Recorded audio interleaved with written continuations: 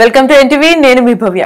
చంద్రుల్లో ఓ మొక్క కిందకి జారిన తర్వాత అలానే అక్షరాలతో ఒక చెలికత్తలాగా వాటిని ఫీల్ అయ్యి వాటితో ఒక స్నేహం చేసి అందులో నుంచి ఓ సిరా చుక్క లాంటి బాలాజీ గారు మనం ముందున్నారు ఇప్పుడు. అసలు ఇంత ప్రాసతోటి ఆ సాంగ్ ని ఒక పాన్ ఇండియా లెవెల్ మూవీ ఎట్లయితే హిట్ అవుతుందో ఆ రేంజ్ లో హిట్ చేశారు. సార్ని ఇప్పుడు ఒకసారి అడిగి ఆ సాంగ్ విశేషాలన్నీ తెలుసుకుందాం. హలో సార్, ఎలా ఉన్నారు సార్? సార్ మొత్తానికి నేను బాగున్నాను సార్. మేము అందరం ఖచ్చితంగా బాగుంటాం, ఎందుకంటే ఓ హిట్ సాంగ్ ఇచ్చారుగా, దాంతో వైబ్ అవుతున్నాం మొత్తం. మీకు ఈ వైబింగ్ మూమెంట్ ఇదంతా కూడా ఎలా ఎంజాయ్ చేస్తున్నారు సార్ మూవీ రిలీజ్ కాకముందే? అంటే మనం ఎక్స్పెక్ట్ చేసిన దానికన్నా హ్యూజ్ హిట్ అయింది కాబట్టి ఓవర్వెల్మ్డ్ ఆనందం ఇంకొంచెం ఎక్కువై పొంగి పొరులుతోంది. దీని గురించి ఇంకో 2 లైన్లు ఏమన్నా మాకు కొత్తగా చెప్పగలరా ఆనందాన్ని? అదే నిన్న ఎవరికో చెప్పాను, అలాగే ఆనందం ఎక్కువయ్యి చాలా దగ్గర పనిచేశాను, ఇక్కడికి వచ్చానని చెప్పి ఆనందం ఇంకా పెట్టుకోండి. ఆనందం అంతా పంచుకుంటూ వచ్చి మిగతాది మీతో పంచుకోవడానికి వచ్చాను.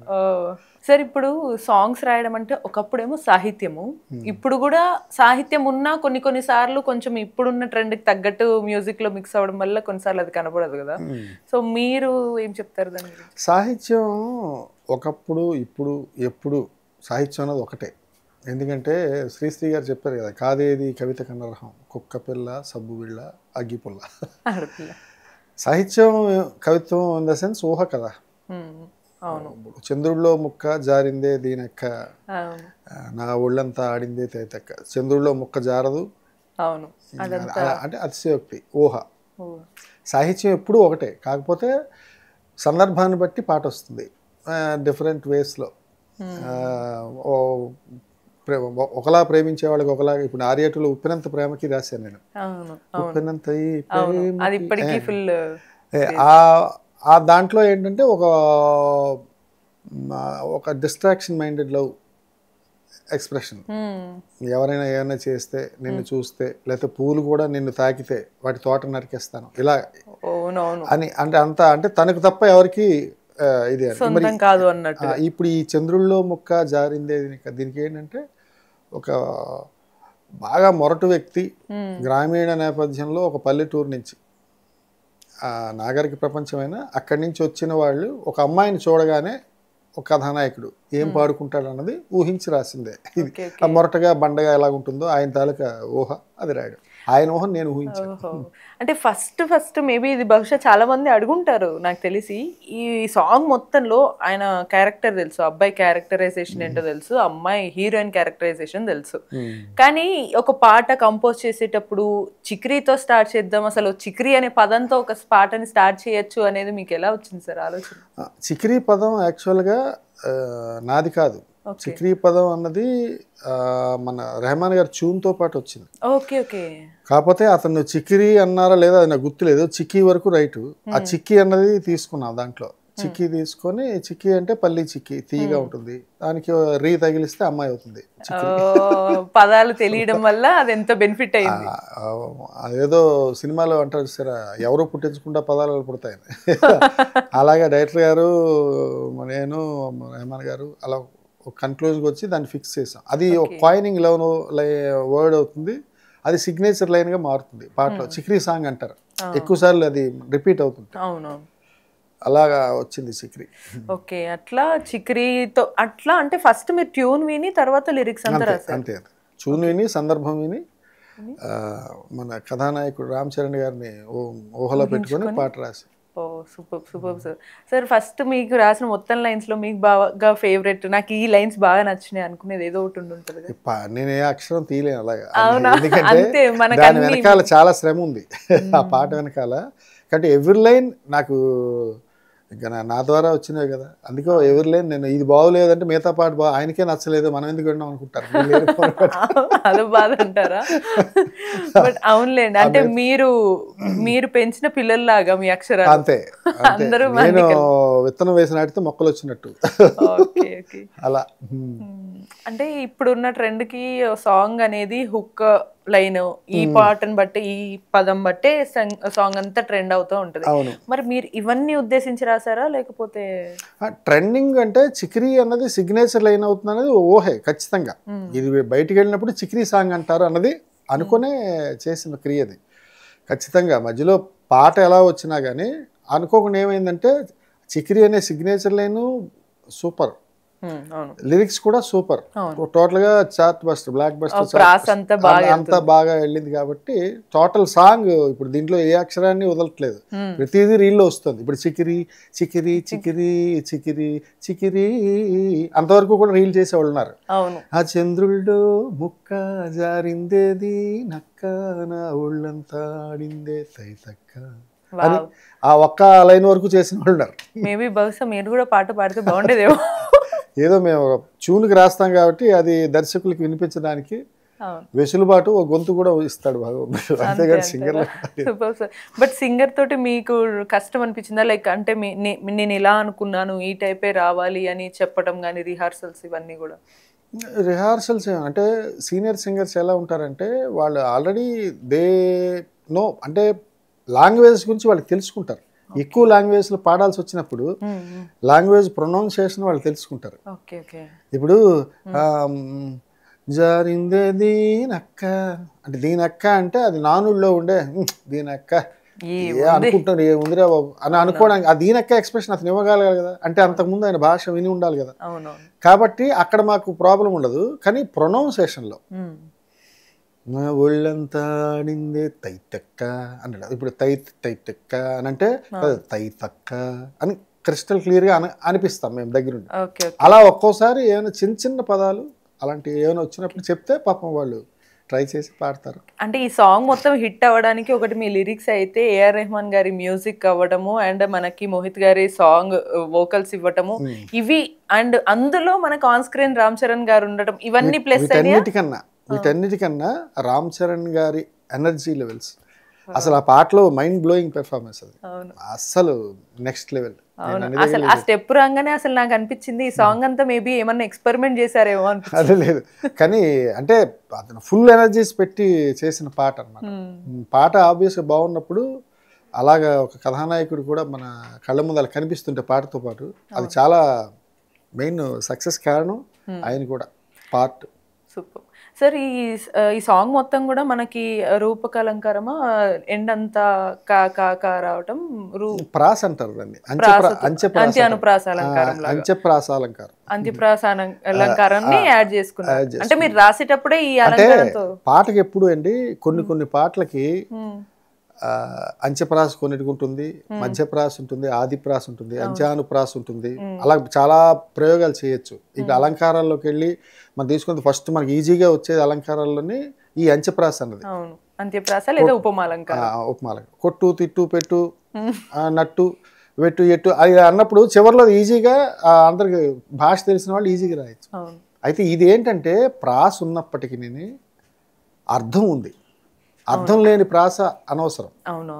ఏదో ఇక్కడ అక్కడ చుక్క అన్నాం కాబట్టి ఇక్కడ తిక్క అనేయడం కాదు. అది పాటలో ఖచ్చితంగా అర్థం ఉండి అట్ ద సేమ్ టైం ప్రాస కూడా రావాలి. ఈ రెండు క్రియలు జరిగాయి మీరు అబ్జర్వ్ చేస్తే. లేకపోతే పాటని మనం తీసుకోవాలి, అది వెంటనే అబ్జర్వ్ అవ్వదు, చెవులు తీసుకోలేరు, ట్రోల్ కూడా అవుతుంది. ఏదో రాయాలని రాశాడ్రా ఆ చెక్క చెక్క తొక్క అదేంటిది అని అనేస్తారు. కానీ ప్రతి వర్డ్కి ప్రతి లైన్కి అర్థం ఉంది. అలాగే పాటని పూర్తి చేసాం. సో అలా అంటే మీరు అలా అలంకారం అంటే ఈ అంత్యానుప్రాస 100% మనం అనుకోవట్లేదండి. పాట రాస్తున్నప్పుడు అలంకారాలు మటు అవే వచ్చి కూర్చుంటాయి. మనం విన్నప్పుడు పాట రాస్తున్నప్పుడు మనకి మన ఆలోచన ధోరణిలో ఈ ఒకదాన్ని ఒక లైన్ ఫిక్స్ అయ్యామంటే ఇంక అక్కడి నుంచి దాన్ని వెరీ నెక్స్ట్ ఫాలో చేయడం, very next to the line అదన్నది ఖచ్చితంగా అది వచ్చి కూర్చుంటుంది ఖచ్చితంగా. ఓకే, అంటే మళ్ళీ మేబీ మీరు రాసిన తర్వాత ఆల్రెడీ మనకి రెహమాన్ గారు ట్యూన్ ఇచ్చినా కూడా మీరు రాసిన సాంగ్ ఎక్కడన్నా చేంజ్ చేయాల్సిన అవకాశం కూడా వచ్చి ఉండొచ్చా? మరి వచ్చింది అట్లా కూడా? అంటే చిక్రీ అన్నది ఫిక్స్ అయ్యాం కదా. చిక్రీ ఫిక్స్ అయినప్పుడు ఏంటంటే ఇప్పుడు దాంట్లో సరుకు సామాను చూసి మీసంలేసి వేసే కేక ఉరికి పరిగెట్ట గుంటె సొరకెట్టేశాక అని నేను రాశాను. ఇప్పుడు అక్కడికి వెళ్ళినప్పుడు చిక్రీ అన్నది హైలైట్ అవ్వాలి.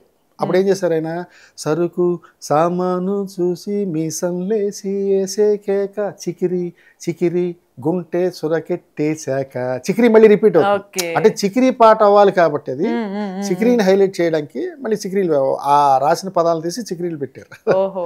అలా జరిగింది మధ్యలో క్రియ. రెహమాన్ గారు అక్కడికి వెళ్ళి అది ఒకటి చేశారు.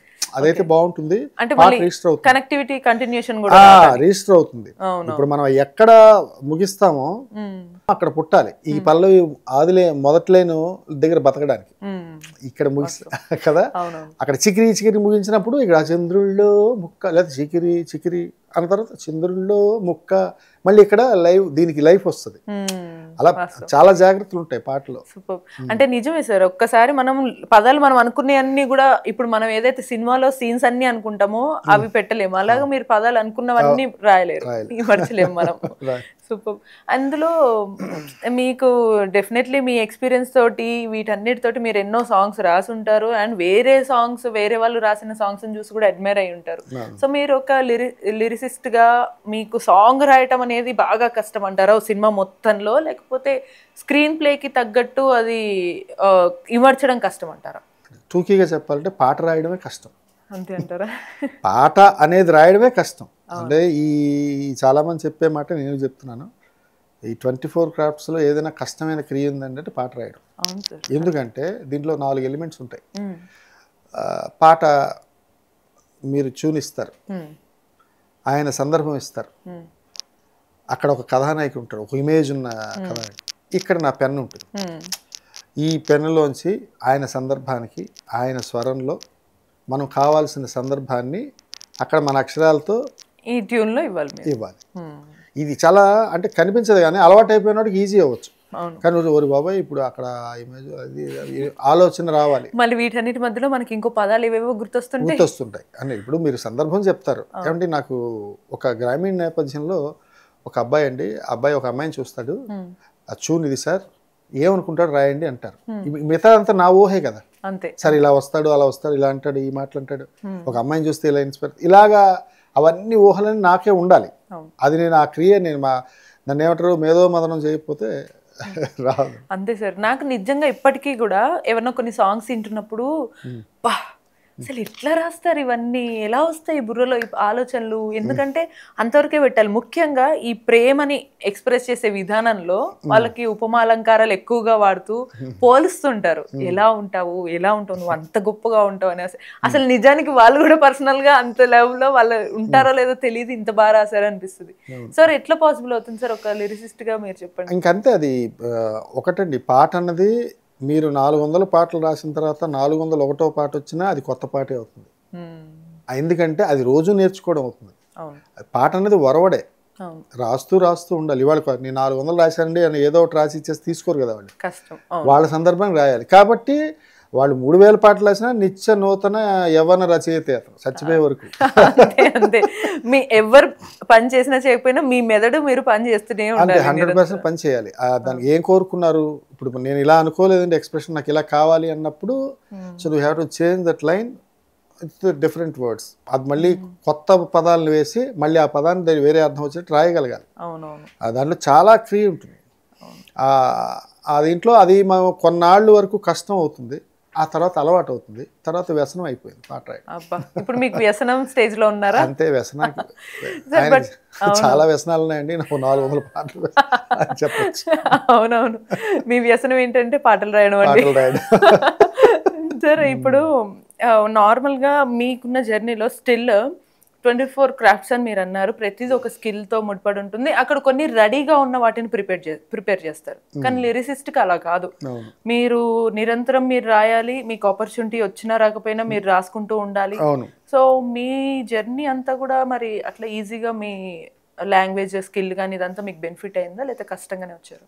నేర్చుకోవడం అన్నది రోజు ఉంటుంది, రాయడం అన్నది ఒకవేళ రోజు లేకపోయినా నిత్యం అదే చెప్పాను, నిత్యం ఏదో ఒక పుస్తకం చదవడం లేకపోతే ఇంకేదో కొత్త విషయం తెలుసుకోవడం. మళ్ళాంటి మహాకవులు ఎంతోమంది వాళ్ళు వదిలేసిన పుస్తకాలు అక్షరాలు ఉంటాయి అక్కడ పడి, వాటిని ఏరుకోవాలి మనం, లేకపోతే ఇక్కడ పెట్టడం అవ్వదు. అందుకు కంపల్సరీగా ఒకళ్ళది ఒక భావన ఉంటుంది, ఒక ఫీల్ ఉంటుంది, ఒక ఏదో ఒక మెసేజ్ ఉంటుంది, అవన్నీ తెలుసుకోవాలి. అంటే దాంట్లో సమాజం ఉంటుంది పుస్తకాల్లో, అందుకే అంటారు పుస్తకం కొన్ని చాలా నమ్మలేకపోయినా కూడా నమ్మాల్సిన నిజాలు కూడా ఉంటాయి నిజాలు ఉంటాయి. పుస్తకం అన్నది చెప్తుంది, రే నన్ను తలదించుకొని చదువు, నిన్ను తలెత్తుకునేలా చేస్తానని. అవును. సూపర్. పుస్తకం అంత గొప్పది. అందుకు ఏవో ఖాళీ ఉన్నప్పుడు పుస్తకాలు చూస్తాం, చదువుతాం.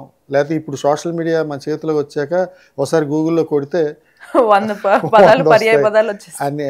అన్ని రకాలుగా ఏ కథ కావాలన్నా ఏ కమామిష్ అయినా ఈజీగా వస్తుంది. వాస్తవం సార్. మీరు మరి అట్లా కొంచెం ఏదన్నా మాకు ఇప్పుడున్న జనరేషన్కి తెలుగు కూడా చాలా అవసరం కాబట్టి ఏమన్నా కొన్ని మంచి సింపుల్గా కొన్ని బుక్స్ ఏమైనా సజెస్ట్ చేయండి సార్. ఎట్లా ఏది చదివితే బాగుంటుంది? అంటే ఇప్పుడు అందరూ చెప్పేదే ఇప్పుడు కొంతమంది రచయితలు ఉన్నారు, వాళ్ళ పుస్తకాలు ఇప్పుడు నేను చెప్పాను అనుకోండి, నేను చెప్పినా మీరు వేరే ఏదో పుస్తకం పేరు చెప్తారు, అది కూడా బాగుంటుంది కదా సార్ అని. అంటే మనం చెప్పిన ఎవరు చదవరు నిజంగా, ఆ ఇంట్రెస్ట్ కూడా ఉండదు నిజం చెప్పాలంటే. ఇప్పుడు ఆయన ఎవరు కవిత్వంలో నాకు పోతన గారి భాగవతం బాగా ఇష్టం. పోతన గారు అంటే నాకు పిచ్చి ప్రేమ. అలాగే వేటూరి గారి పాట అంటే ఇష్టం. అలాగే అంటే మినిమం బేసిక్ నాలెడ్జ్ రావాలి అనుకున్నప్పుడు మన హిందూ సాంప్రదాయంలో మనకి ఇక్కడున్న ఈ భూమి మీద నడిచే ఓ 2 ఇతిహాసాలు ఉన్నాయి, ఒకటి భారతం, రామాయణం. ఆ 2 మనం చదవగలిగితే ఇప్పుడే కాదు 5000 సంవత్సరాల నుంచి కూడా ప్రపంచం ఇలాగుంది. మనుషులు పోకడ నడక. ఏదైనా పుస్తకం దేని చదువుతాం? వేదం ఎందుకుంది? వేదం అన్నది మన జీవితం తాలూకా జీవన శైలిని మనం నడకని నిర్దేశించింది. తను చెప్పిన ప్రకారం ఇవాళ మనం ఉదయాల నుంచి బ్రష్ చేసి కాఫీ తాగి టిఫిన్ చేసి పడుకోవడం అవన్నీ వాటిలో ఉన్నవే. అంటే ప్రతి ఎవ్రీథింగ్ మనిషికి ఒక అది తెలుసుకోవడం. అలాగే ఏదైనా ఒక పుస్తకం ఒక కొత్త విషయం తెలుసుకోవాలి, లేదా అతను రాసేటప్పుడు చెప్తున్నప్పుడు చాలా యాంగ్జైటీ ఫీల్ అయ్యాము. శ్రీశ్రీ గారిది పుస్తకం మహాప్రస్థానం, బా అద్భుతం. దేవులపల్లి కృష్ణశాస్త్రి గారి రచనలు, సి నారాయణ రెడ్డి గారి పుస్తకాలు నేను చాలా అంటే నేను చదివి చెప్తున్నారు. కానీ నాకు వింటుంటే ఎందుకు ఆనందంగా హాయిగా ఉందంటే, ఇప్పుడు ఈ మధ్య కాలంలో ఎక్కడ సిలబస్ చూస్తున్నా ఎవరు చూసినా ఈ వీళ్ళ పేర్లు గుర్తుంచుకోవడం అనేది కూడా చాలా కష్టం అయిపోయింది. ఫస్ట్ అది మళ్ళీ వింటున్నందుకు నాకు చాలా ఆనందంగా. ఇప్పుడు మేము పాటల జీవితం ఎవరైతే ఆత్రేయ గారి పాట వింటాం, వేటూరి గారి పాట వింటాం, సీతారామ శాస్త్రి పాట వింటాం. అలాగే పుస్తకాలు ఇంతకుముందు పూర్వంలో రాసిన గుర్రం జాషువా గారి పద్యాలు, కవిత్వాలు, లేకపోతే ఎవరో తిరుపతి వెంకట గౌల అవధానాలు, కొప్పరపు గౌల అవధానాలు, అంటే అవి పూర్వం నుంచి ఉన్నాయి, 1890లో వచ్చినవి. అవి కూడా ముందు ఏవేవి ఉన్నాయి అవన్నీ చూస్తాం. చూసి చదివి దాంట్లో ఏం చెప్పారు విషయం, అప్పుడు సమాజం ఎలా ఉండేది. ఇప్పుడు ఆయన వేమన శతకాలు ఉన్నాయి, దాశరథి శతకాలు ఉన్నాయి. ఇలాగ ఎన్ని నెంబర్ ఆఫ్ బుక్స్, అవన్నీ చదువుకోవడం ఒక జీవితం సరిపోదు నిజం చెప్పండి. అర్థం చేసుకుంటే చదవడం ఒక్కటే కాదు, అది చదవడం ఇలా తీసి రోబోలో చదవడం సిలబస్ అయిపోయింది అన్నట్టు చదివితే కష్టం. నిజమే, అది ఏం చెప్తున్నారని తెలియాలి కదా, దాన్ని అర్థం చేసుకోవాలి, ఆకలింపు చేసుకోవాలి. తర్వాత నువ్వు సమాజానికి పనికి రావట్లేదు, నిన్ను నువ్వు సర్దిద్దుకొని నీ జీవితం నువ్వు గడపగలిగితే చాలు. పుస్తకం అదే చెప్తుంది కదా, అంతే కదా. ఒకళ్ళ దాంట్లో వేలు పెట్టకుండా మన జీవితం ఇప్పుడు అది కూడా లేదు.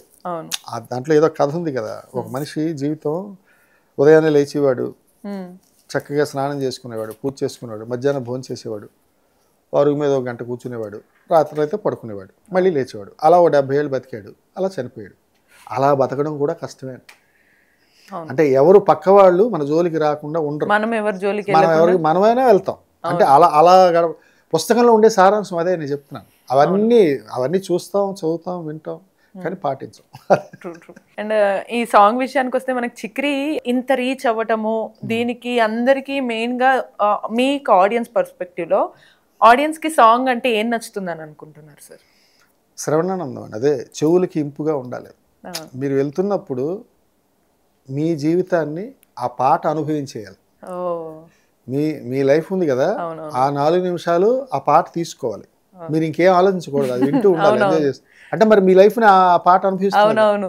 అందులో ఇప్పుడు పదాలు మనం ఈజీగా పలకడానికి కూడా అప్పుడు ఇంకా ఈజీ అవుతుంది. అంటే మన ఇప్పుడు మనకి ఏదైనా కొంచెం బాధ వచ్చినా, కష్టం వచ్చినా, ఏదో ఒక కొటేషన్ ఉందిలేండి, ఆనందంగా ఉన్నప్పుడు పాట సౌండింగ్ వింటాం, బాగుంది రాని ఒక చిన్న ఎంజాయ్ చేసి స్టెప్ వేసేలాగా చేస్తాం. కానీ మీరు బాధలో ఉన్నప్పుడు దాంట్లో లిరిక్స్ కూడా అర్థం అవుతాయి, లిరిక్స్ వింటాం అప్పుడు అనేదో కొటేషన్ ఉంది. అలాగా పాటకి చాలా వెసులుబాట్లు ఉన్నాయి.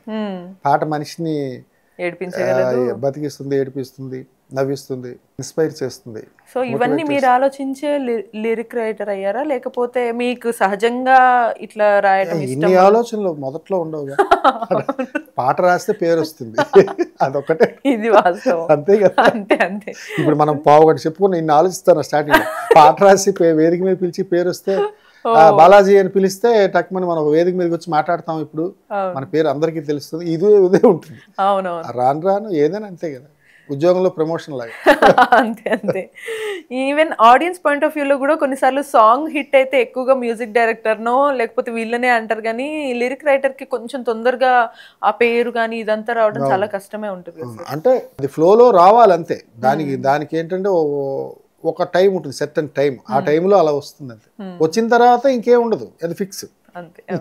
ఇంకో విషయం ఏంటంటే ఈ పర్టికులర్ సాంగ్ రైటింగ్ లో కూడా ఎంత కష్టం అంటే, వేరే ఏదైనా ఫీల్డ్ లో వర్క్ చేస్తే నాకు ఇంకా ఆపర్చునిటీస్ కావాలి, ఇంకా రావాలి అని కోరుకుంటారు. మీకు ఎంత ఎక్కువ వస్తే అంత ప్రెషర్ ఉంటుంది, అంత రాయాలి, మరి రాసి ఇవ్వగలగాలి. అదే కదా పాటల రచయిత అంటే, ఇంక దానికే ప్రొఫెషన్. సర్లే అంతా వదిలేసి పూర్తిగా పాటల రచయిత మీద పూర్తిగా వదిలేస్తారు పాట గురించి. మిగతా వాటిని పట్టించుకోవచ్చు కానీ, ఎందుకంటే ఆయన రాసుకుంటాడులే జాగ్రత్తగా, మనకు కావాల్సింది వచ్చేస్తుంది అని నమ్మకం రచయితకి కదా ఇస్తారు పాట. వాళ్ళని అందిస్తారు ఆబ్వియస్గా. సాంగ్స్ ఎంత ఇంపాక్ట్ చేస్తాయంటే సార్, నిజానికి ఓ సాంగ్ గురించి చాలా గంటలు మనం కూర్చొని, మనకు కొంత టైం సరిపోదు, చాలా మాట్లాడుకోవచ్చు పాటల గురించి. ఎందుకంటే పాటల వల్లే సినిమాలు హిట్ అయిన సందర్భాలు కూడా చాలా ఉన్నాయి. అలా మీరు మీ పాటలు కాకుండా వేరే పాటల్ని చూసి ఇన్స్పైర్ అయ్యి, లేకపోతే ఈ రైటర్ని చూసి బాగా నచ్చిన సాంగ్ అనేది ఉందా? ఇన్స్పిరేషన్ ఉన్నారుగా మాకు, లేకపోతే అసలు ఏ రచయిత రాడు. ఇప్పుడు వేటూరు గారిలాగా ఓ పాట రాయగలమా, సీతారామ శాస్త్రి గారిలా ఓ జీవితం లోతు చూడగలమా, చెప్పగలమా అన్నది ఖచ్చితంగా. ఎంత అనుకున్నా ఎవరిని చూసినా మనం ఎప్పుడు అనుసరించగలం కానీ అనుకరించలేం. అంటే వాళ్ళు రాసినట్టు రాయలేం, మనలాగా మనం రాస్తాం. అండ్ నెక్స్ట్ మరో విషయం, మీరు ముందు ఒక పాయింట్ అడిగారు, సాహిత్య బలం ఉన్నవాడే ఎండ్ ఆఫ్ ద డే కవి అవుతాడు. పోయట్రీ అన్నది రాయొచ్చు, చెప్పాను కదా, కాదేది కవిత రాయొచ్చు, అందరూ రాయొచ్చు. కానీ ప్రేక్షకుడు ఏం తీసుకుంటాడు అన్నది సక్సెస్ చివరిలో. అంటే ఎంత గొప్ప ఎంత పెద్దవాడికి రాసినా మనం రాసింది ప్రజల్లోకి చేరితే నచ్చితే. ఇప్పుడు దీంట్లో మీమ్స్లో రీల్స్లో కూడా నా లిరిక్స్ గురించి కూడా వేస్తున్నారు ప్రతి దగ్గర. అవి చూసి నాకు హ్యాపీ అనిపిస్తుంది. ఇక్కడ ఇలా రాశాడు, అక్కడ అలా రాశాడు, దీనికి అర్థం ఇది అన్నాడు, దానికి అర్థం అది అన్నాడు, సరే ఇది అన్నాడు అది అన్నాడు, వాళ్ళే రాసుకుంటున్నారు, వాళ్ళు నచ్చింది రాస్తారు. నేను ఇన్ని ఆలోచించలేదు కదా, సర్లే పోలి శృతిలో కలిపేస్తే అయిపోయిందని. బాగుంది అలాగా. కాబట్టి సాహిత్యం అన్నది మరి అలాగని ఏ ఒక్కరి సొత్తు కాదు. ఇంతకు ముందు కన్నా, అంటే ఇది స్టేట్మెంట్ అవుతుందేమో నేను చెప్పలేను, పాట రాయడానికి అంత సాహిత్యం కూడా అవసరం లేదు ఇప్పుడున్న పరిస్థితి. ఇప్పుడు మీరు రాయొచ్చు పాట, మీరు వెంటనే అక్కడ ఓ పెప్పీ నెంబర్ ఏదో రాశారు, వెంటనే అట్రాక్ట్ అయ్యారు, మీ పాట తీసేసుకుంటారు, పెట్టుకుంటారు, రికార్డింగ్ అయిపోతుంది, దానికి మంచి ట్యూన్ ఇస్తే సరే అంతే. అంటే ఎలా అయిపోయిందంటే, నేను చెప్తున్నా కదా, సాహిత్యం అన్నది సాహిత్య విలువలతో కూడిన పాటలు, అటు ఓ కవిత్వం రాసి ఏదో చెప్పాల్సిన పీరియడ్ కాదు ఇది. మామూలుగా విషయాన్ని మనకు తెలిసి ఉండడం గొప్ప. అంటే ఒకవేళ అలాంటి అవసరం వస్తే రాయగలగాలి. ఇప్పుడు ఐటమ్ సాంగ్ రాస్తున్నప్పుడు ఏదో నేను రాస్తాను, ఏమంటే అమ్మవారి మీద సాంగ్ కావాలి అంటే నేను రాయగలగాలి. అది సాహిత్యం అంటే. అంటే ఇది మనం నేర్చుకున్నది ఎంత ఉన్నది, అవన్నీ అప్పుడు ఉపయోగపడతాయి. అందుకే కడిగిన మొహం అంటారు చూసారా, ఆ మొహం కడుక్కొని రెడీగా ఉంటే అమ్మాయి వచ్చి చూసి పెళ్లి చూపులు అవుతాయి. ఎప్పుడు వచ్చినా కూడా అది అలా ఉండాలన్నమాట సాహిత్యంలో. అవును సార్, అది నిరంతర శ్రమ. నిజానికి చిన్నప్పుడు చదువుకునే ఓన్లీ సిలబస్ చెప్తారు కానీ ఇది చాలా పెద్ద టఫ్. ఇది అంటే ఒకళ్ళు చెప్తే కూడా నేర్చుకోలేని విషయం.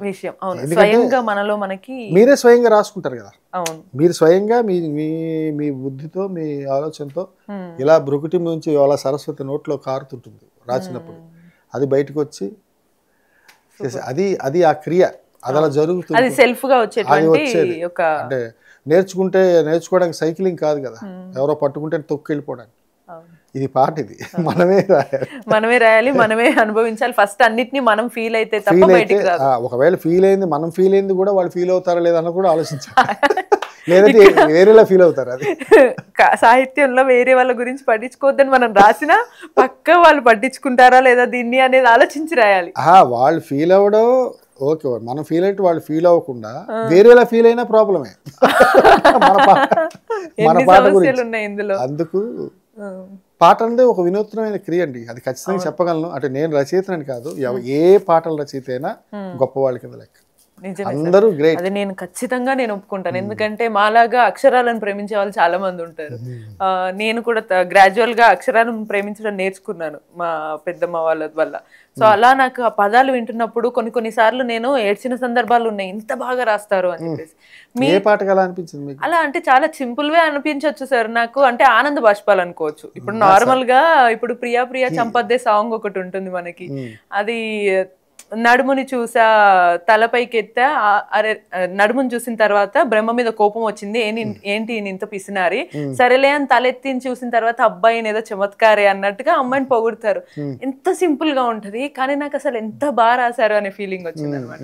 అలా ఒక రైటర్ ఎంతో సున్నితంగా ఉంటారని అంటారు. నిజంగా అంత సున్నితత్వం అనేది గ్రాడ్యువల్ గా వస్తుంది అంటారు. పాట సందర్భం ఒకవేళ డిమాండ్ చేస్తే ఆ సున్నితత్వంకి మించి కిందకి వెళ్ళిపోతాడు. ఇంకా సున్నితత్వం కూడా కాదు, ఇంకా సముద్రం అంత లోతుకి వెళ్ళిపోతారు అంటారు. అంతకు మించి.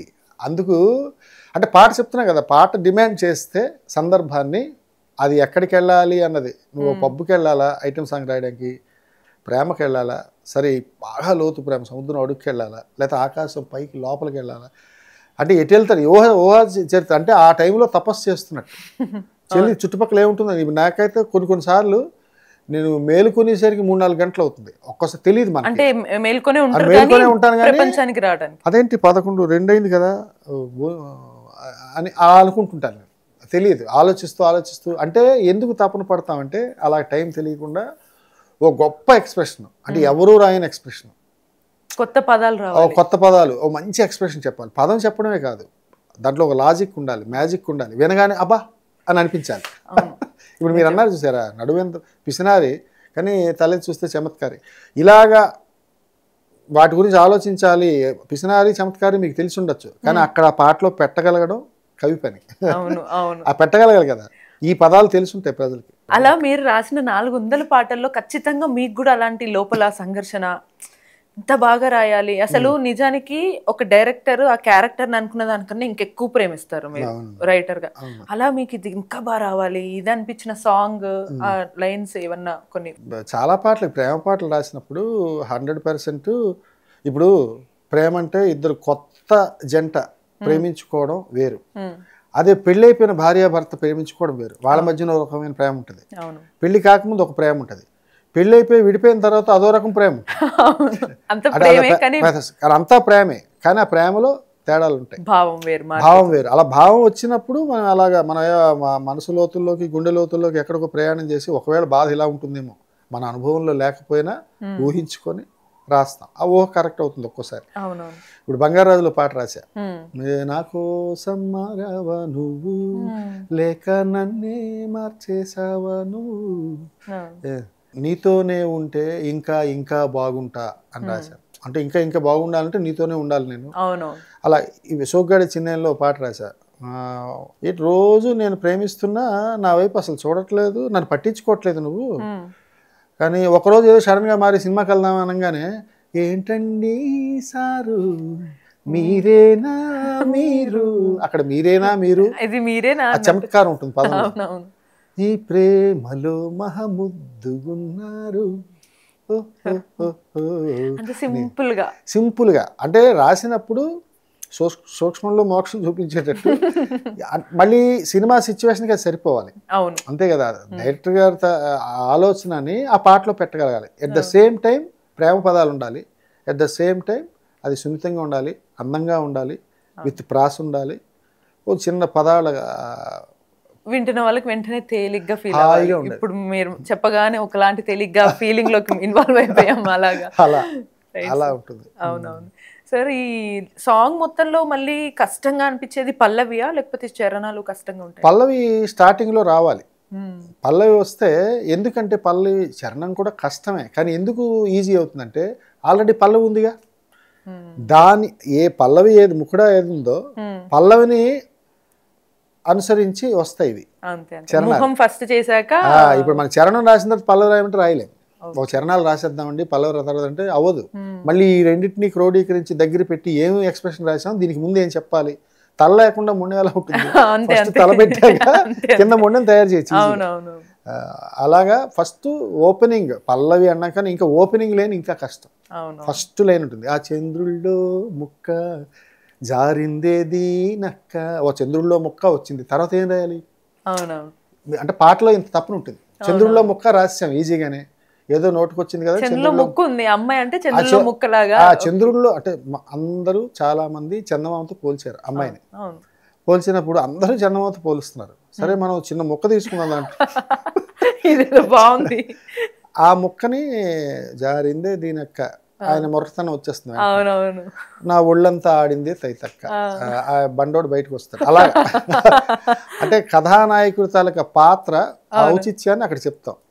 ఏదైతే అనుకుంటాడో ఫీలింగ్, అతను దెర్ ఇస్ నో ఫిల్టర్స్, ఏమనుకుంటున్నాడు బయటికి చెప్పేస్తున్నాడు. కథానాయకుడు జరిగింది అంతే కదా. అలాగా అదే అంటున్నాను, అది వచ్చింది కాబట్టి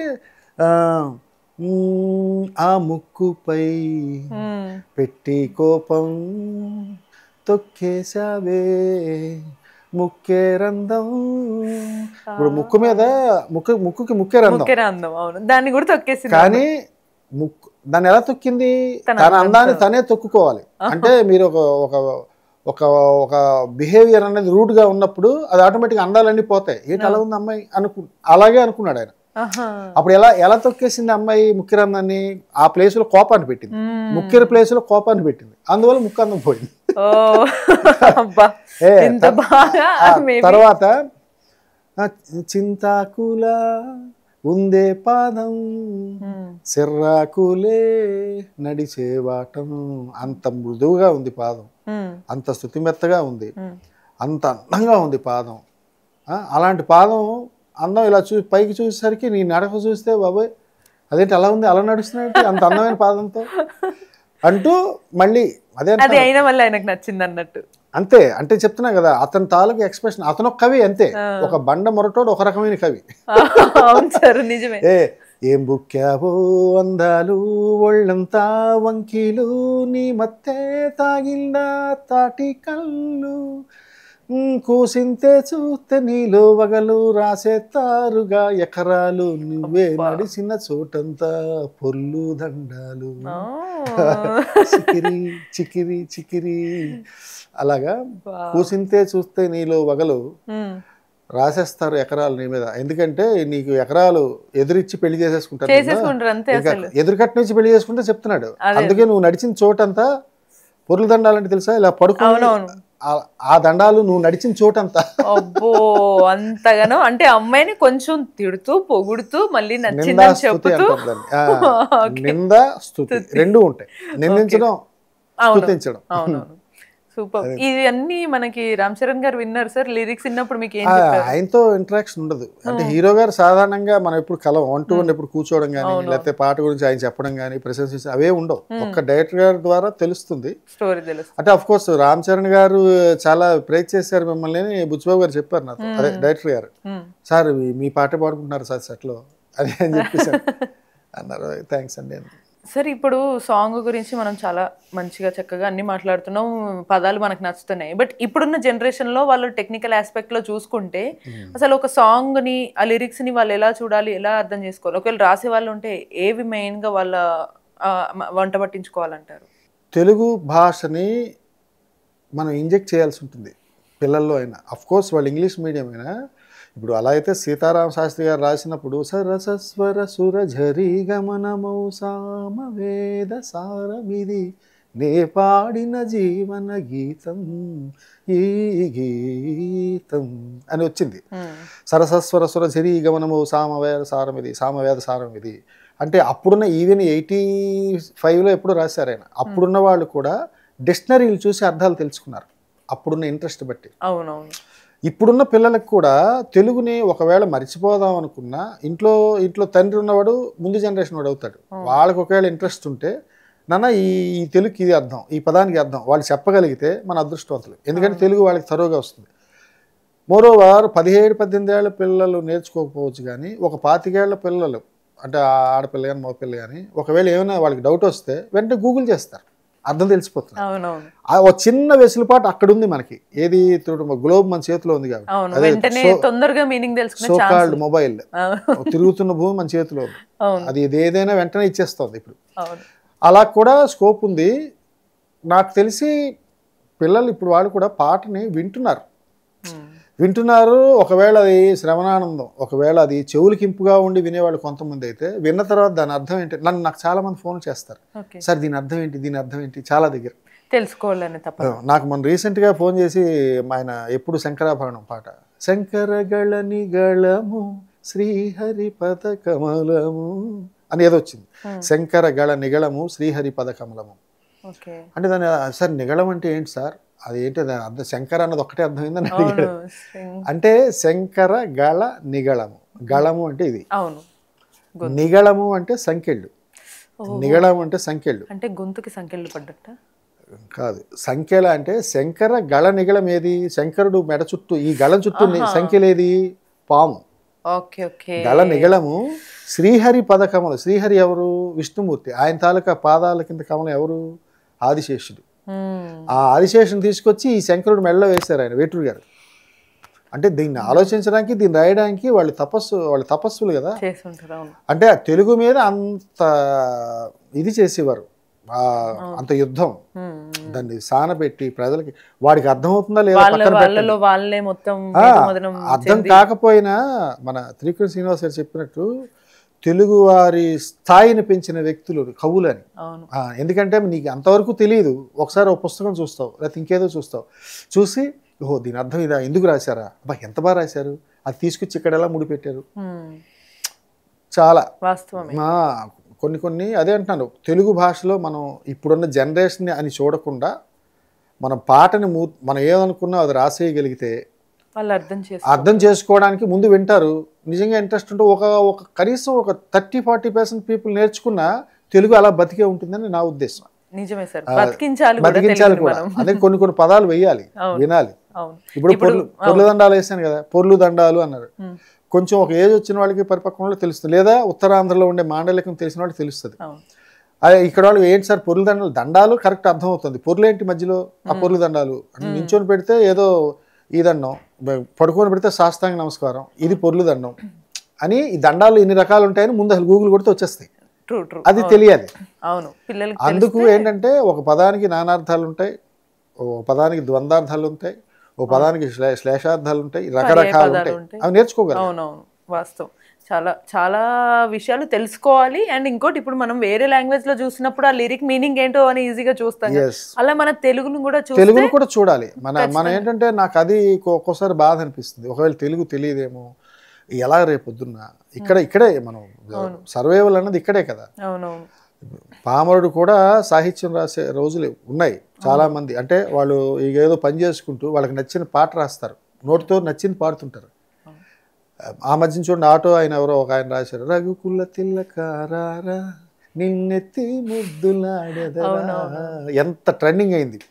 అతను రాసుకున్నట్ట, ఆయనకి ఏం తెలుసు, ఆయన ఏం చదువుకున్నాడు కాదు, పాట మీద ఉండే ప్రేమ, తెలుగు మీద ఉండే. నిజానికి ఈ సాహిత్యం కానీ జానపదం అనేది కూడా కొంత ఊర్లలో కానీ ఇక్కడ వర్క్ చేసే వాళ్ళు నేచురల్ గా వాళ్ళకి అలవాటు ఉన్న దగ్గర బతుకుతుంది. కానీ ఒకటైతే నేను చెప్పగలను మేడం, ఇప్పుడు ట్రెండ్ మారుతోంది, అందరూ తెలుసుకుంటున్నారు తెలుగు. ఈ మధ్య కాలం నేను అబ్జర్వ్ చేశాను, చాలా మంది ఈవెన్ వాళ్ళు సాఫ్ట్వేర్ అవనివ్వండి, ఇంకెక్కడో వేరెవర్ అది ఎక్కడ పని చేస్తున్నారా, లేదా అమెరికాలో ఉన్న వాళ్ళు ఇంకా క్షుణ్ణంగా చాలా స్పష్టంగా నిర్దుష్టంగా అడుగుతున్నారు, తెలుగులో ఇది కదా, తెలుగులో ఇది. నేను చాలా, నాకు సిడ్నీ నుంచి అమెరికా నుంచి ఫ్రెండ్స్ కాల్ చేస్తాను, వాళ్ళు చెప్తున్నా అనిపిస్తుంది, ఎవరు బాబు తెలుగు మీరు బతికిస్తున్నారు, నిజంగానే చాలా ఆనందం అనిపిస్తుంది. లేదు ఇప్పుడు కూడా పిల్లలు కొద్దిగా మనం ఫోర్స్ చేయగలిగితే నేర్చుకుంటారు.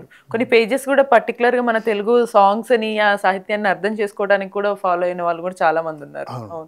మరి మనం ఏంటంటే చతుషష్ఠి కళా విశారదుని ఆట తెలియకనా అంటే వాటికి అర్థం తెలియక్కర్లే, అది గ్రాంధిక చతుషష్ఠి కళా చతుషష్ఠి అంటే షష్ఠి అంటే 60, చతుష్ అంటే 4, చతుషష్ఠి కళ అంటే 64 కళలు అని దుర్యోధన చెప్తాడు. చతుషష్ఠి కళా విశారదున్నే ఆట తెలియకనా ధర్మం తెలుసును కనుక, 64 కళలో ప్రావీణ్యం ఉన్న నాకుంది, ఆట తెలియదు అనుకున్నావా, ధర్మం తెలుసు, అందుకే శకుని చేత ఆడించానంటాడు భారతంలో. అలాగా అంత అర్థాలు తెలియకపోయినా ముందు బేసిక్స్ బేసిక్ అవును.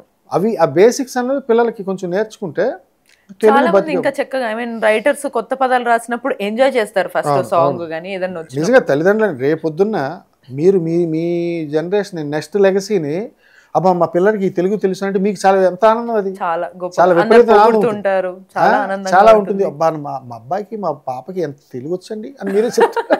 అవును నిజమే. అంటే అదే మన దౌర్భాగ్యం ఏంటో అలా చెప్పుకోవాల్సి వస్తుంది. నేను ఇప్పుడు అదే అనుకుంటున్నాను. ఒకప్పుడు కొద్దిగా ఇంగ్లీష్ మాట్లాడితే ఇప్పుడు తెలుగు చూసావా ఎంత బాగా మాట్లాడుతున్నారు అనే పరిస్థితి వచ్చింది. అలాగా ఓవరాల్ గా మనం చిక్రీపాటి నుంచి ఎక్కడికో వెళ్ళాము, చిక్రీపాటి నుంచి తెలుగును కాపాడే దిశగా వెళ్ళాము.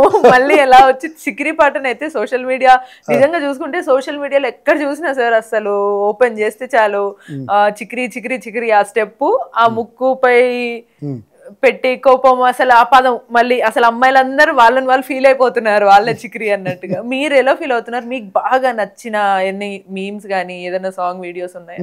అంటే దాంట్లో పాట అంతా ఇందాక మీకు చెప్పాను నాకు ఇష్టమే. అంటే ఎక్కువ మీమ్స్ చూస్తున్నది అదే, కూసింతే చూస్తే నీలో వగలు రాసేతారుగా ఎకరాలు నువ్వే నడిచిన చోటంతా పొల్లు దండాలు. అది అది ఇందాల మాటల మధ్యలో మీరు కవిత్వం గురించి అడిగారు కదా, ఎవరు సాహిత్యం అంటే ఎక్కడ ఒక ప్రేమ గురించి చెప్పాలనుకోండి ఈ గ్లోబ్ మీద ఏ రచయిత ఉన్నా అతని ఊహ అలా ఫీలింగ్ ఒకటే ఉంటుంది, రాసే అక్షరం వేరే ఉండొచ్చు. హిందీలో ఉన్నాయి. నిన్న ఎవరికో చెప్పాను ప్రేమ పాట ఎలా వస్తుంది అంటే, ప్రేమ పాట ఎలా పడుతుంది. ఒక అమ్మాయిని ప్రేమించాడు అప్పుడు, అతను ఎలాంటి వ్యక్తి ప్రేమించాడు, ప్రేమించినప్పుడు అమ్మాయిని ఎలా ప్రేమిస్తున్నాడంటే, ఇప్పుడు నేను ఉప్పెనంత ప్రేమలో కూడా రాసిన అదే ఇప్పుడు చినుకులే నిన్ను తాకి మెరిసిపోతానంటే మబ్బులే పోగేసి కాల్చేయనా అంటే తన ప్రేమ లాంటి.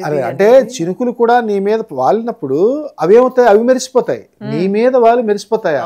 అందుకేంటే మబ్బులు పోగేసి కాల్చేస్తాను, అసలు చినుకులే పడకుండా. ఎంత ధైర్యం అనమాట. కల్ रहना रहे मौसम ये प्यार का कल रुके ना रुके डोल बहार का चार पल मिले जो आज प्यार में गुजार दे खिलते हैं गुल यहाँ हिल के बिछड़ने को. అంటే కల్ రెహనా రహే రేపు ఉందో లేదో, రేపటికి డోల బహార్క రేపటికి మన శవపేటికి రెడీగా ఆగుతుందో లేదో. అందుకే 4 సెకండ్లు దొరికితే ప్రేమలో పడిపోరు. 4 పల్ మిలేజ్ ఆజ్ ప్యారుమే గుజార్దే. 4 సెకండ్లు కానీ నువ్వు దొరికిందంటే ప్రేమలో పడిపోయా, ఎందుకు లేట్ చేస్తావు? అంటే ప్రేమ ఎంత గొప్పది, ఎంత మంచిది. ప్రేమని ఎంతమంది ఎన్ని రకాలు, అంటే ఒక ఎక్స్ప్రెషన్ కాదు, లక్ష, కానీ దాంట్లో భావం ఒకటే, ఆ అమ్మాయి అంటే అతనికి ఇష్టం. అది ఆ ఇష్టాన్ని కొంచెం మనము కవిత్వంలో అతిశయోక్తితో కొంచెం యాడ్ చేసి. ఇందా మీరు అడిగారు కదా సాహిత్యం గురించి అడిగినప్పుడు నేను ఇది కూడా చెప్దాం అనుకుని మళ్ళీ ఇప్పుడు గుర్తొచ్చింది. అలాగే మీరు అడిగిన ఈ రీల్స్ మీమ్స్ వాటిల్లో అన్ని వేరు వేరు రెండే, ఇప్పుడు 16 సెకండ్స్ 12 సెకండ్స్ అన్నీ ఉంటాయి కదా రీల్స్లో. అని దానికి ఏ సరిపోయి ఎక్కడ మొక్క దొరికితే ఆ మొక్క పెట్టి చేసేస్తున్నారు. నేను చూసాను, ఆవిడెవరో పెద్ద ఆవిడ 70 ఏళ్ళు ఉంటాయేమో ఆమెకి. ఆవిడ కింద కూర్చుంటే చేయి పట్టుకుని లేవాలి, కానీ ఆవిడ చికిరి చికిరి చికిరి చికిరి చికిరి అని నాకు చాలా ఆనందం. చిన్న పాప 2 ఏళ్ళ పాప, నాన్న టిక్కి టిక్కి అంటుంది. ఏంటమ్మా టిక్కి టిక్కి అని అంటే చిక్రీ అంటే అమ్మ అంటాను. ఆ టీవీలో పెట్టాడు చిక్రీ అంటే కూర్చొని ఆ కింద పాకుతోంది. అంటే నా ఆనందం ఎక్కడ అనిపిస్తుంది అంటే మనకి ఈ పాట ఎంతవరకు ఎలా వెళ్ళింది, ఒక 2 ఏళ్ల పాప నుంచి ఒక 70 ఏళ్ల పెద్దామి వరకు జనరేషన్ మనం డాన్స్ చేయాలి, మనం ఆ పాటలు కోరుకోవాలి అనుకుంటారు. అక్కడ కదా ఉంది నా సక్సెస్ అని అనిపించింది.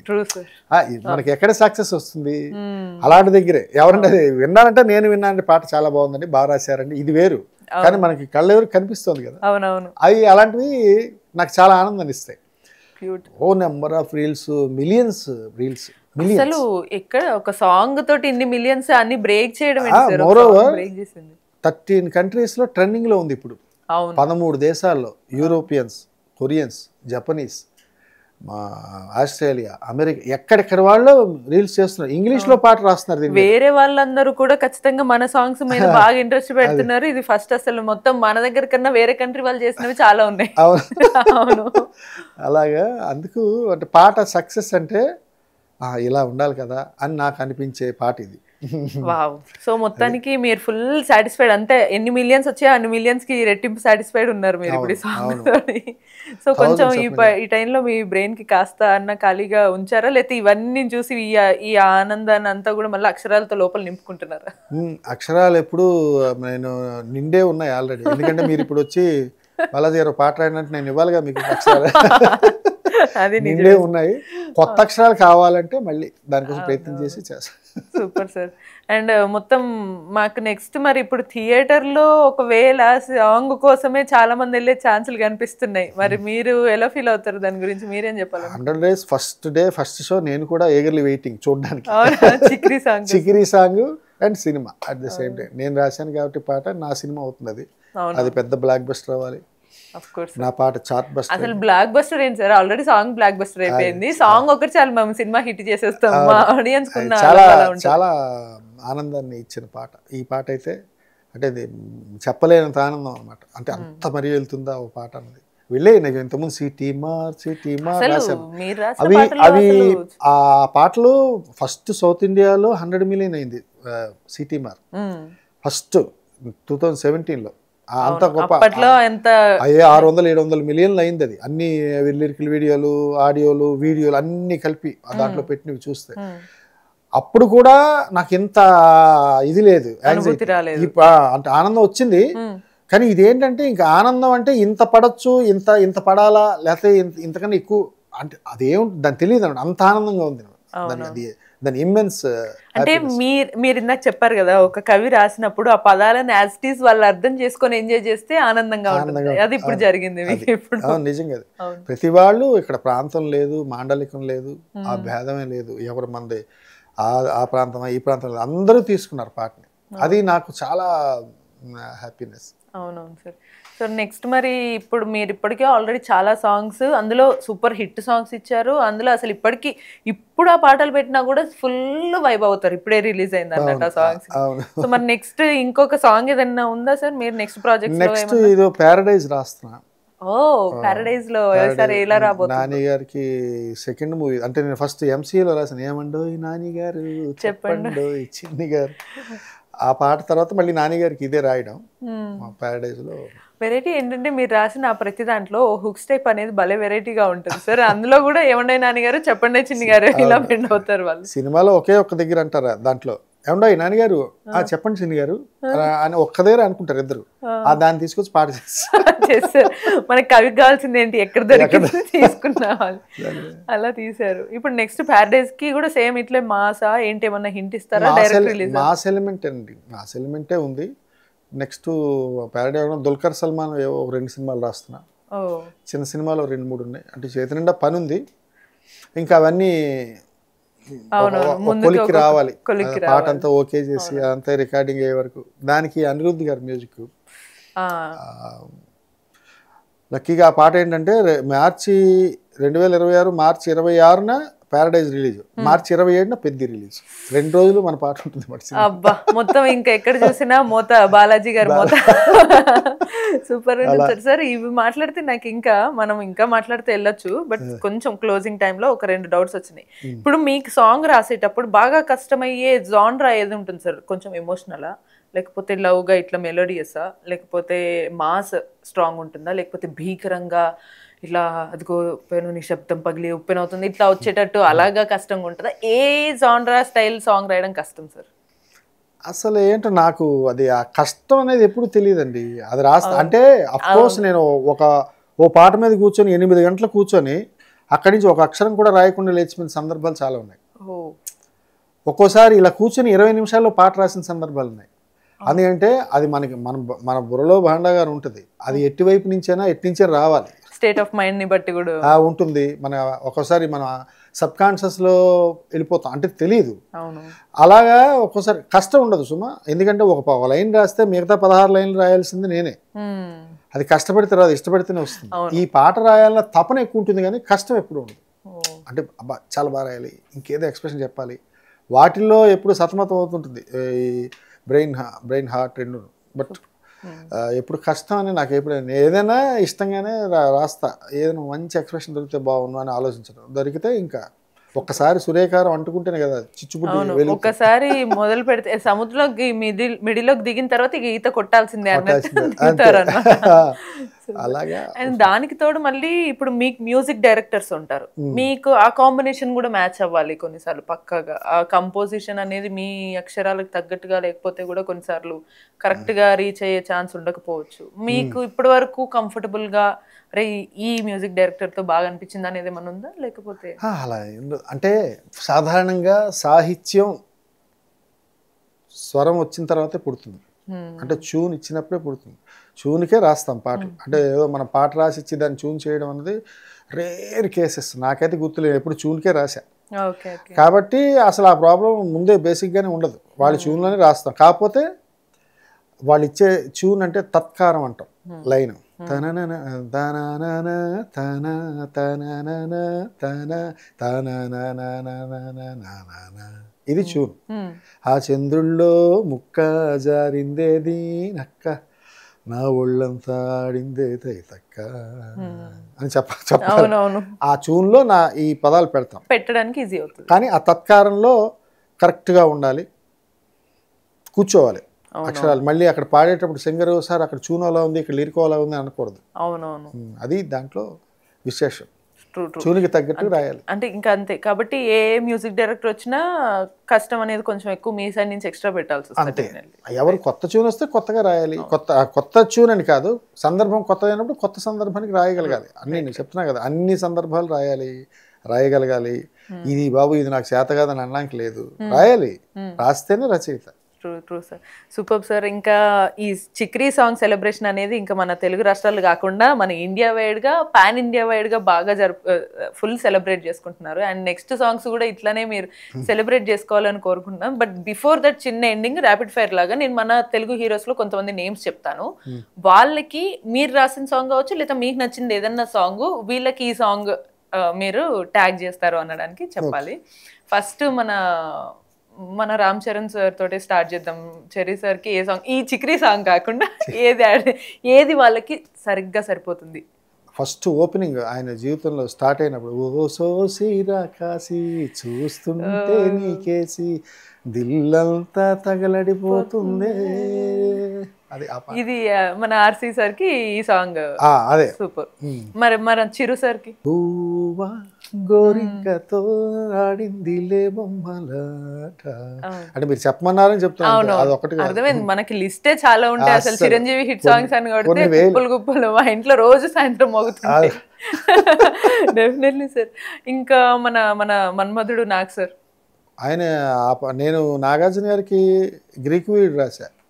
నే విన్నది నిజమేనా నువ్వు అన్నది నేనేనా, అదో పాట రాసే నీనవే హాయిగా ఉంది. ఈ రెండు కాకుండా ప్రియ రాగాలే గుండెలో అంటే అపార్ట్ ఫ్రమ్ మీ నాది కాకుండా సార్కి మీరు ట్యాగ్ చేయాలన్న సాంగ్ ఇది. ఇంకా మనకి నెక్స్ట్ ఇంకెవరికి తీసుకుందాం? ఇంకా కొత్త హీరోస్ ని తీసుకుంటే మన ప్రభాస్కి ఏం సాంగ్ ఇస్తారు సార్? నేను డోలు డోలు డోలు బాజే రాశాను, కానీ ఏకనిరంజన్లో పాట ఉంటుంది, అమ్మ లేదు నాన్న లేదు అక్క చెల్లి తమ్మిళ్ళు లేరు. ప్రభాస్ గారు ఆ సాంగ్ ట్యాగ్ చేస్తారా? ఓకే.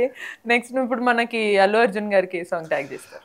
ఉప్పెనంత ఈ ప్రేమకి, ఇంకా దాన్ని తప్పించుకోలేము. ఆడియన్స్ అందరికి బాగా క్రేజ్ ఇచ్చేటువంటి ఎన్టీఆర్. ఇప్పుడు దీంట్లో నానక ప్రేమతలో ఒక పాట ఉంటుంది, మళ్ళీ నా మనస్సు నీలో అవునవును నీ మనస్సు నాలో, అది దేవశ్రీ గారు మ్యూజిక్. ఆ పాట బాగుంటుంది. రైట్ అవును సార్. అది దాంట్లోనే రెండో పాట ఉంది, follow follow follow follow follow follow follow follow follow follow you అని చెప్పి ఒక పాట ఉంటుంది. ఆ పాట కూడా చాలా ఇష్టం నాకు. విన్నప్పుడు చాలా ఎక్కువసార్లు విన్నాను ఆ పాట.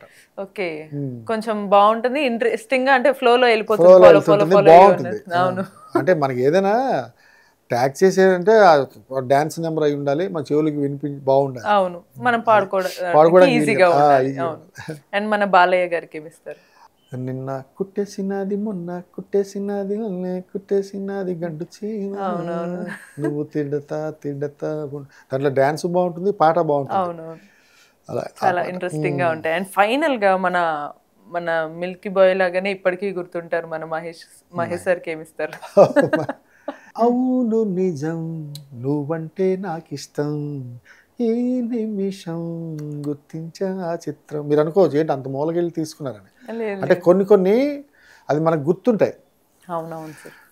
త్రిష మహేష్ బాబుది అనుకుంటాను అవునవును, అదే ఆ పాట. చాలా బాగుంది, నాకు ఇష్టం ఆ పాట. క్యూట్ ఉంటుంది. అవును, అందులో లిరిక్స్ ఈ మధ్య మనకి చాలా వైరల్ కూడా అయింది సోషల్ మీడియాలో, ఈ మధ్య అర్థం చేసుకుంటున్నారు. అని అలా బాగుంటుంది నాకు. అవును,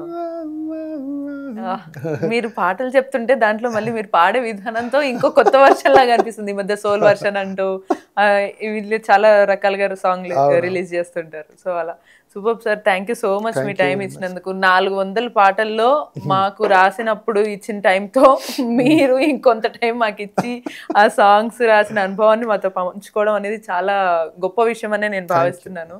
thank you so much sir. Thank you.